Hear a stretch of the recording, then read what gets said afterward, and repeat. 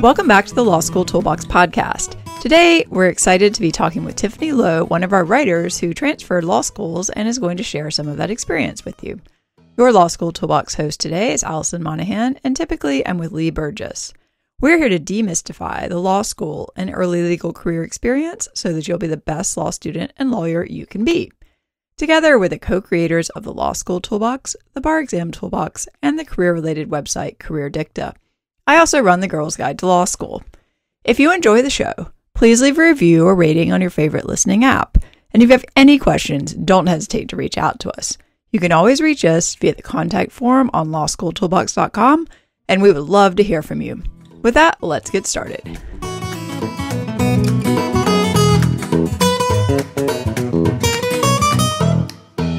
Welcome back to the Law School Toolbox podcast. Today, we're excited to be talking with Tiffany Lo, one of our writers who transferred law schools and is going to share some about that experience. So welcome, Tiffany. Thank you so much for having me. Oh, it's really my pleasure. Well, first off, can you just give our listeners a quick overview of your background and kind of how you ended up where you are now? Definitely. So I grew up in Hong Kong and went to school there and all that for 14 years and moved to the Bay Area for high school and also did college in the Bay Area. And in terms of my interest in the law, I can't pinpoint a defining moment when I realized I wanted to be a lawyer, but it was kind of an accumulation of different experiences through speech and debate, mock trial, also this civics competition that we did in high school. And those experiences really piqued my interest in the law, and I wanted to learn more about what a lawyer does and the impact they can make in the world. So in college, I was much more intentional about seeking out those experiences. I was in pre-law fraternity where I heard different guest speakers and was able to share thoughts with students with different, with similar and different inclinations about the law. I was also a student advocate in our student government and worked as an intern in the courthouse where I was helping self-represented litigants with family and civil law paperwork. So all those things really confirmed my interest in becoming a legal advocate. I could see how my abilities, and especially because I speak both Cantonese and Mandarin from living in Hong Kong, those things really helped with people to access the legal system. So those things pretty much solidified my desire to go to law school. I decided to take a year off before I did that. But then during the year off, I worked a little, traveled a little, and then also put my time into law school applications and was lucky enough to be accepted at NYU, which is where I spent my first year of law school. Had a wonderful experience there, and especially as a city girl, I really loved being in New York City and being able to go to different firms for receptions, have those attorneys come and speak to us. And then just, there were so many opportunities in the city to help out with different projects in different legal areas. So my 1 year was wonderful. And I'll get to this a little bit later as well in our conversation. But after my first year, I felt like I was in a great position to potentially transfer law schools and threw in my apps. And now I'm a second-year law student at Stanford Law School. So that's how I got to where I am now. Interesting. All right. Yeah, it's sort of funny because people think no one transfers between these kind of top schools, but my law school roommate at Columbia actually transferred to Harvard, and we were kind of like, oh, okay. Yeah. So when it happens. Yeah, exactly. It's sort of the less classic choice, I think, but that is very interesting. And when you started law school, I mean, were you thinking about transferring, or was that something that kind of came later? The short answer is a little bit. The schools that I ended up applying to transfer were schools that I was waitlisted at. So I kind of wanted a second chance to see if they would take me, because obviously those were great schools and I really loved certain aspects about the courses or the professors there. So in the back of my head, I was thinking if I did well in my first year enough to be a strong transfer candidate, I would put my hat in the ring. But NYU was a great law school, so I would have been more than satisfied to have graduated there. And like I said, I had a really great one-on experience. So it was a matter of, when it came to transferring, just comparing smaller things like class size and course offerings and clinical offerings. But yeah, it grew as I realized that my grades were going to put me in a competitive position. So in my second semester, I started being more intentional about thinking about what I could put in my essay to explain why I wanted to transfer, and also to seek out professors to provide recommendations. And especially with everything going virtual in the middle of the spring, it kind of thwarted some of those plans. But so starting early kind of gave me an ability to not panic when those things came about and really craft a strong application. Right. No, definitely. I think that threw a lot of people off. Actually, this would be great. Can you just kind of talk to people a little bit about the sort of nuts and bolts of the transfer process? I mean, you mentioned kind of starting even in your second semester. Like, when do people start? How does it work? What do you have to do? What do you have to submit? How does all this go down? Mm-hmm. So the transfer process compared to the regular law school application process is much more straightforward and short in terms of the timeline. Of course, you can start preparing a bit in advance, but the official process, if that word is even appropriate, starts around April, May. I would say May 1st is when most schools open up their application.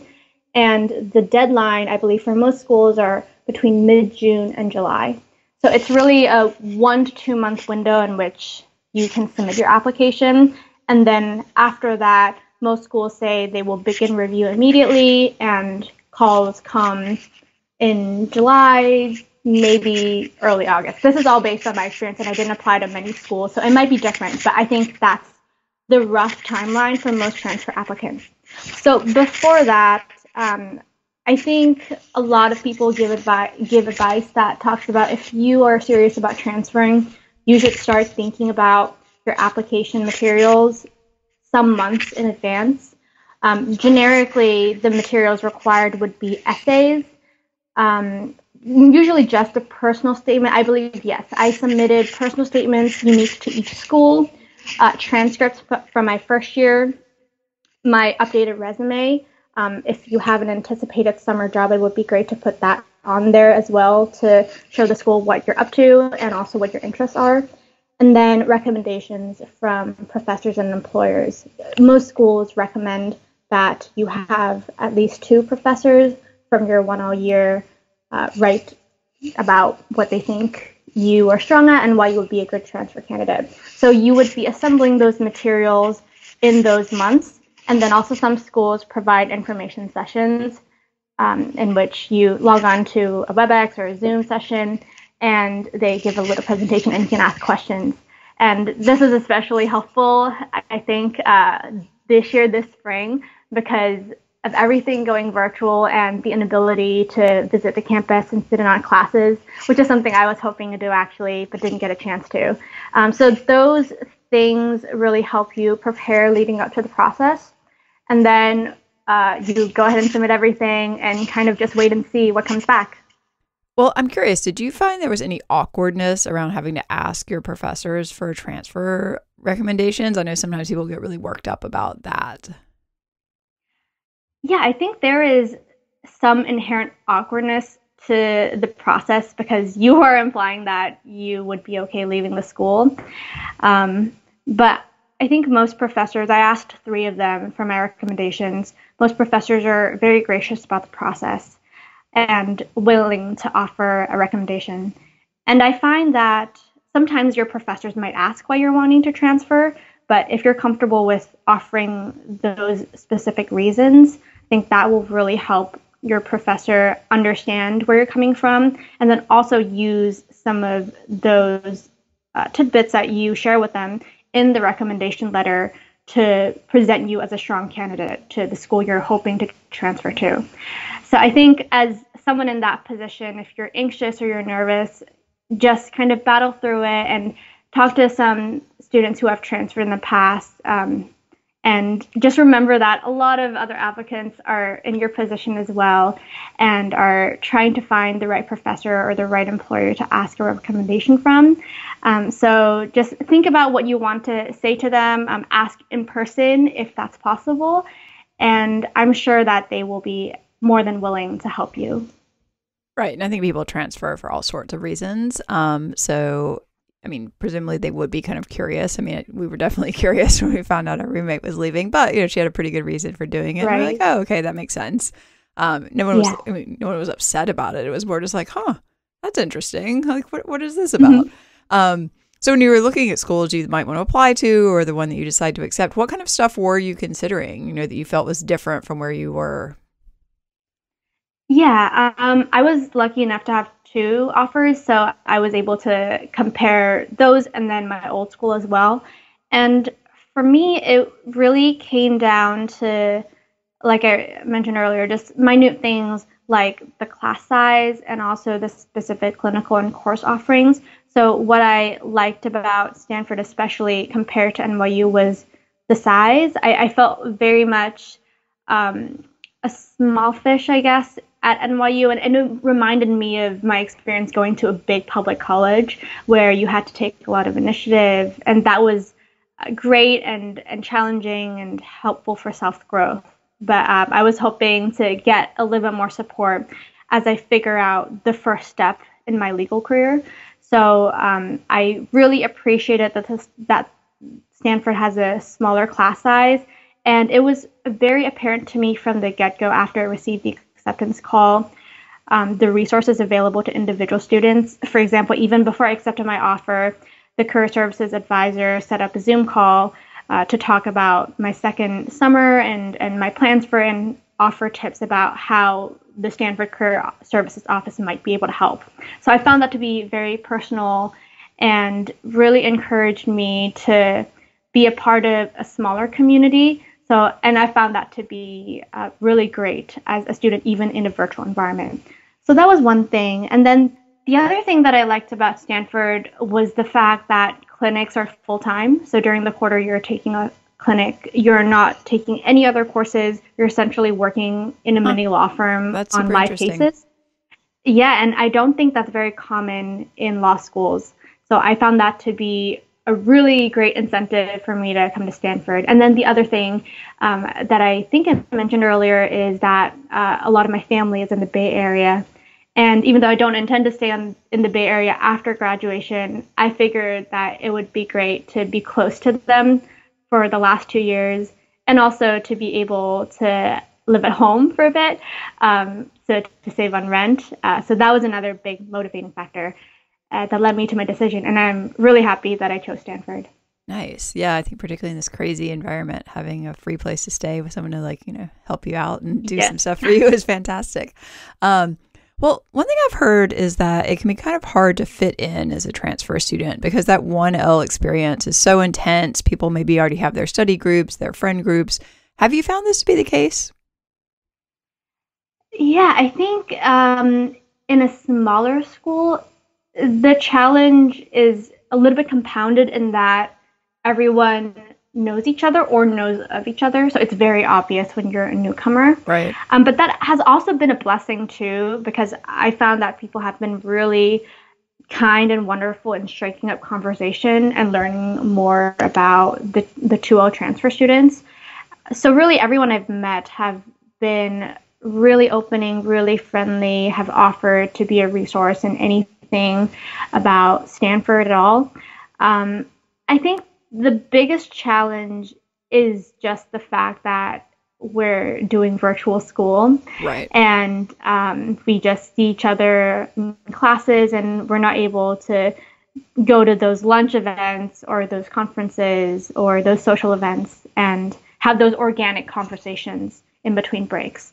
So that's definitely something I miss very much. I love that about 1L. And I'm sure a lot of current first-year students and second-year students are feeling the same way as well. But I think as long as you put yourself out there, a lot of the current students are very welcoming to transfer students. I think transfer students bring kind of a new perspective and a new sense of enthusiasm about the school and the campus that other people really appreciate. So I definitely haven't found it a problem to fit in. And in fact, I feel very much part of the community. Well, that's great. Yeah, I mean, I think the virtual thing has definitely thrown a wrench into anyone who's coming into a new environment. Right. Have you been able to get involved in different student activities at all? Things like journals, moot courts, you mentioned clinics, which obviously you haven't done yet, but you're planning to do, I assume, you know, different clubs as a transfer. Like, how does all of that kind of play out? Yeah, I have. It's very dependent school to school. The selection process might be earlier for certain schools and later for others. I'm actually lucky enough to be on the Stanford Law Review, so I've been able to get on a journal, and that has been really great. Again, everything's virtual, but I feel like I'm getting the experience of working in a journal and understanding the moving parts and the importance to be detail oriented. Yeah, yeah, all that jazz. In terms of moot court, my partner and I actually got off the moot court wait list. So we were put on the wait list and it was randomized. So we just happened to get a good position, I think number 2 on the list. We got off the wait list, but after some consideration, I decided that I wanted to prioritize my other commitments. So I'll definitely try for a 3-hour year, but the opportunity is definitely available.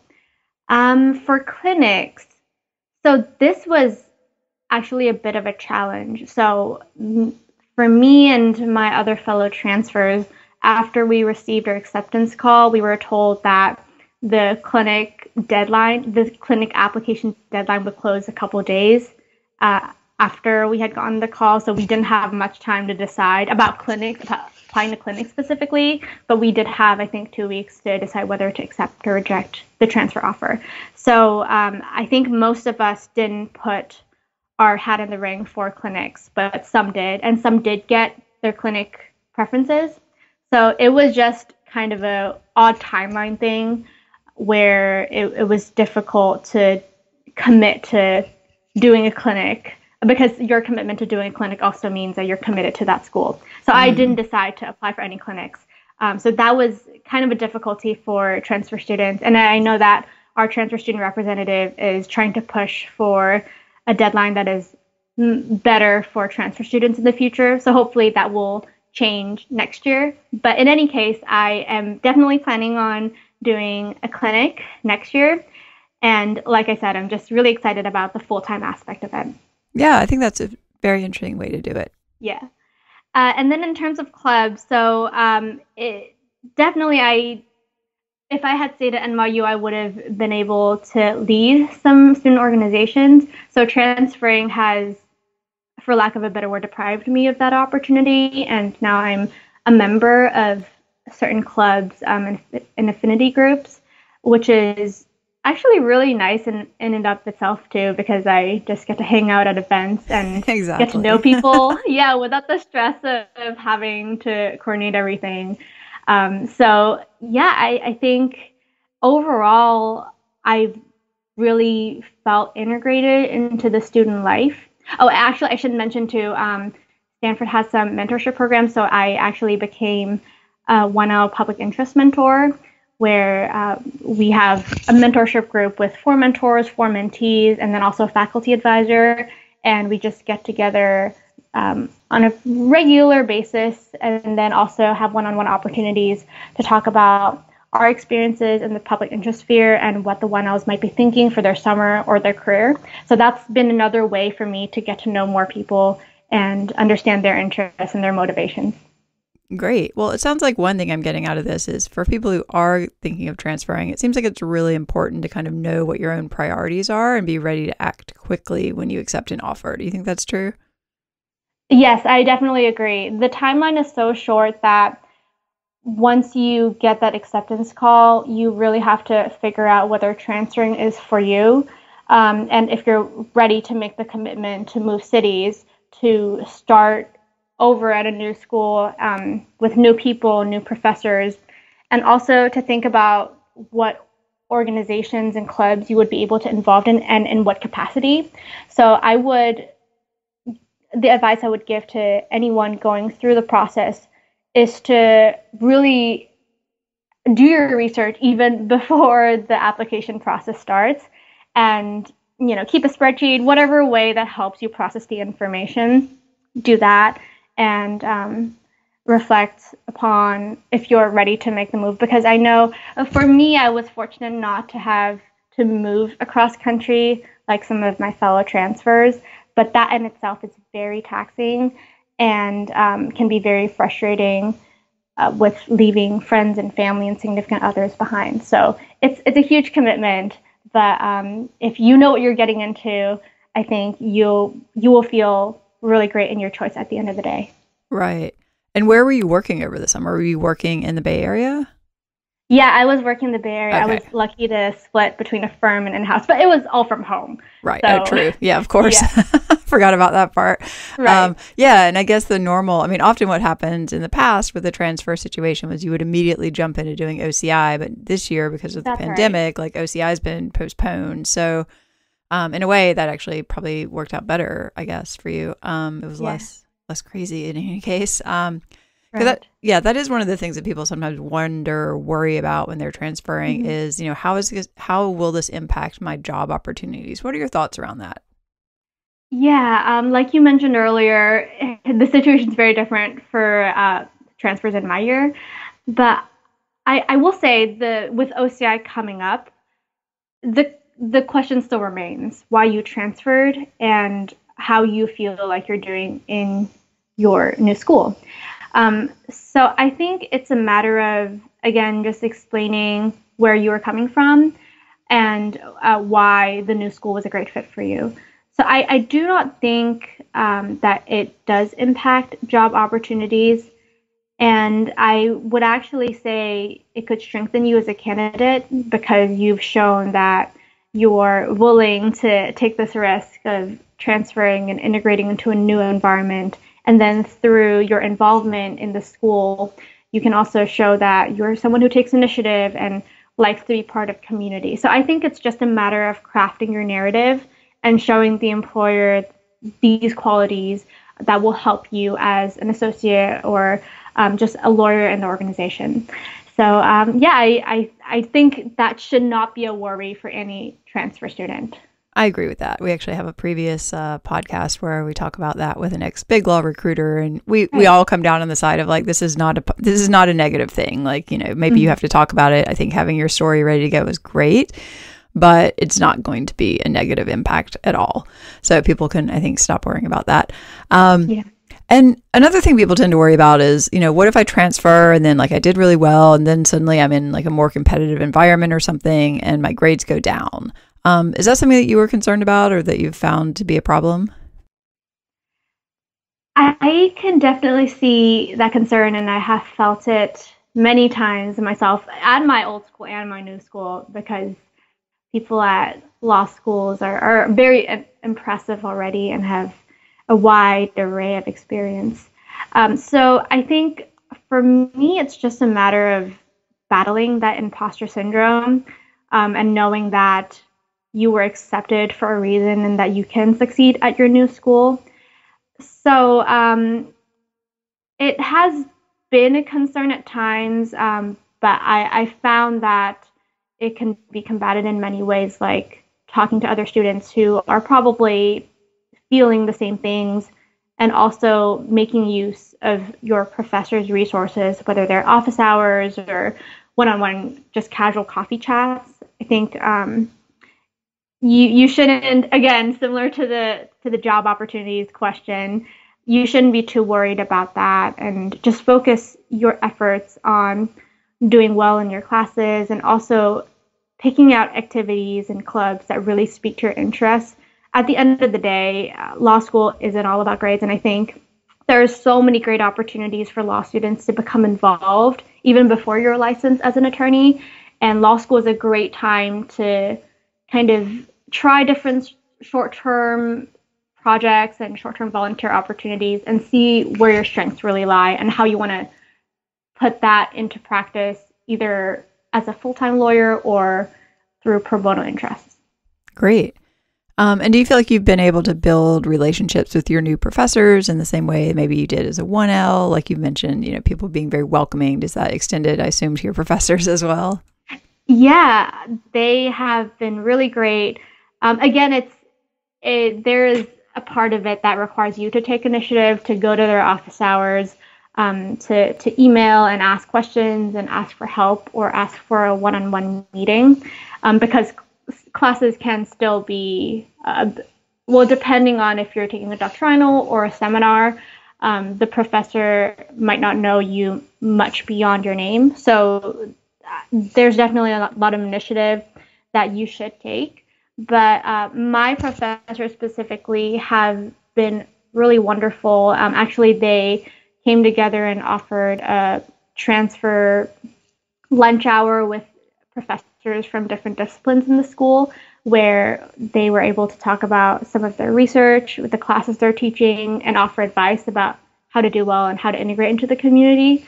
So I, again, similar with getting to know new classmates at your transfer schools, I do not think that the professors look down upon transfers at all. In fact, like the employers, they probably think you're really impressive for taking the risk and leaping to a new community. So go out and find some professors to talk to. Great advice. Well, before we wrap up, and we're running out of time here, obviously you did well your first year. You were in a position to transfer to a really great school. So any advice for 1Ls on how to replicate that and get good grades themselves?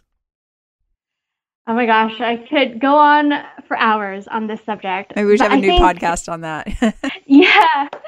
I think there's no hard and fast rules, in my opinion. It's just a matter of finding a system that works for you. So for some people, law school is also about the social experience, and networking is actually gravely important in law school, because these are people who will help you with questions in your class and then also offer mental support when you're feeling just really overwhelmed. And then in the long term, they're people that could get you a job or get you new clients. So those things should not be treated lightly in law school. And it's really important, in my opinion, to find a balance between that and grades. So I think, you can read about this on the Law School Toolbox blog and Reddit posts and all those different other resources out there. But I think the basic tenets are to have good time management skills and understand when you have to do your readings, do your outline to review, so that not everything is left to the last minute. Although the attempt to digest everything and put them into kind of a coherent framework does have to come later in the semester or the quarter. So that's a huge thing. And then related to that is also having some balance. I strongly believe that law school should not be your life. And in fact, a lot of people say that you should treat it as a job in which you stop after 5 p.m. or 6 p.m. and go off and watch TV and read some books or spend time with family. That sounds and very I really aspirational. try to do that. Are you? Yeah, I try to do that. I think I don't really read books as much as go on Netflix or watch YouTube, but I'm trying to do more of that, read 10 pages a day or something. And then I think, and this again relates to balance again, just keeping in touch with family and friends and your significant other can really help you stay sane, because these are the people who don't understand the law school experience. And of course, it's great to be able to commiserate with your fellow law students about how awful it is and how stressed you can feel. But these people who are detached from the experience can give you some perspective. And then especially if they're also in school, I think, but another program, I think you can, again, share that experience and tell them a little bit about what it's like to be in law school and solicit their support, but also realize that you should give time to be present with them and to be grateful for their support through a really difficult time in your schooling and in trying to prepare for your legal career. So it's really important to keep those relationships going and not to cut ties with them or say, I'm not speaking to you for these 3 months, because they can actually turn out to be really, really great rocks for you. And I'm just really grateful for my partner and my family for their role in helping me be successful during my 1L year. And then just, smaller tips about academics. I would recommend not outlining earlier. I think the word outlining might be a little bit of a misleading concept here, but I would be reviewing every weekend the material that I've learned throughout the week and trying to digest it. And in the later weeks, try to put it together with everything I've learned. I found that to be a really great way to put me on pace and on track so that I don't feel overwhelmed at the end of the semester in terms of preparing for exams. So that's, I think, a really great way to make sure that you are successful and don't feel overwhelmed. And lastly, just try to have fun. I think law school can be a really great time. Actually, I've made some really great friends and have been able to try new foods by going to these events in which foods around my campus are served, and learn about new places. And especially being in New York City my first year, I always made a point to try to do something fun on the weekend, whether going to the museum or going to the park or something of that nature. So I encourage you to have fun and to make friends and make connections, and the rest will follow. Awesome. Well, we second most if not all of that advice. Absolutely. And clearly it worked for you. So great. Any final thoughts you want to share with people around the transfer process before we wrap up? I would just say transferring is definitely stressful and can elicit a lot of questions from family, friends, even yourself sometimes. And it is a big commitment. You're moving cities, you're moving away from some friends that you've made, and you will sacrifice some opportunities. But at the end of the day, if you feel that it is the best way for you to advance in your career and to grow personally, I think that you will really come to appreciate your decision and your courage in the moment. So I applaud you, and I wish you all the best in your transfer process. Well, congratulations, Tiffany. It sounds like it's worked out great for you. We are unfortunately out of time. Thank you so much for joining us. This has been really fantastic. Thank you so much, Allison. My pleasure. If you enjoyed this episode of the Law School Toolbox podcast, please take a second to leave a review or rating on your favorite listening app, because we'd really appreciate it. And be sure to subscribe so you don't miss anything. If you have any questions or comments, please don't hesitate to reach out to Lee or Allison at lee@lawschooltoolbox.com or allison@lawschooltoolbox.com, or you can always contact us via our website contact form at lawschooltoolbox.com. Thanks for listening, and we'll talk soon.